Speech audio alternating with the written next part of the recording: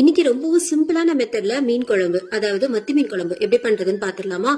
அதுக்கு ஒரு பாத்திரத்துல ஒரு 3 டேபிள் ஸ்பூன் நல்லெண்ணெய் சேர்த்துக்கோங்க. இந்த நான்வெஜ் பண்ணும் போதெல்லாம் நல்லெண்ணெய் சேர்த்தீங்க அப்படின்னா சூப்பராகவே இருக்கும். 1/2 டீஸ்பூன் கடுகு, 1/2 டீஸ்பூன் வெந்தயம் சேர்த்துட்டு இடிச்ச பூண்டு ஒரு 8 பல்லு சேர்த்துக்கோங்க.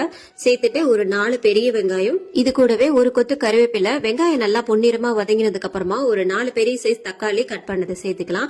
சேர்த்துட்டு இது கூடவே தக்காளி நல்லா வதங்குறதுக்காக நம்ம கொஞ்சமா தேவையான அளவுக்கு உப்பு சேர்த்துட்டு நல்லா மிக்ஸ் பண்ணிக்கோங்க.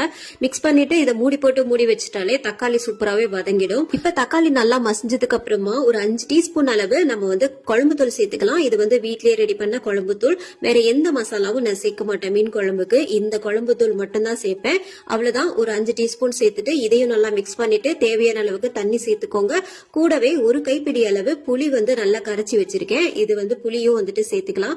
சேர்த்துட்டு நல்லா மிக்ஸ் பண்ணி விட்டுட்டு நம்ம மூடி போட்டு ஒரு 20 நிமிஷம் போல நல்லா கொதிக்க விடுங்க. இப்ப நமக்கு மசாலாவோட பச்சை வாசனை எல்லாம் போனதுக்கு அப்புறமா நம்ம மீனை எல்லாத்தையும் உள்ள சேர்த்துக்கலாம். மீன் சேர்த்துட்டு அப்படியே கிளறாம நம்ம என்ன பண்ணணும்னா அப்படியே மூடி போட்டு வச்சிடலாம்.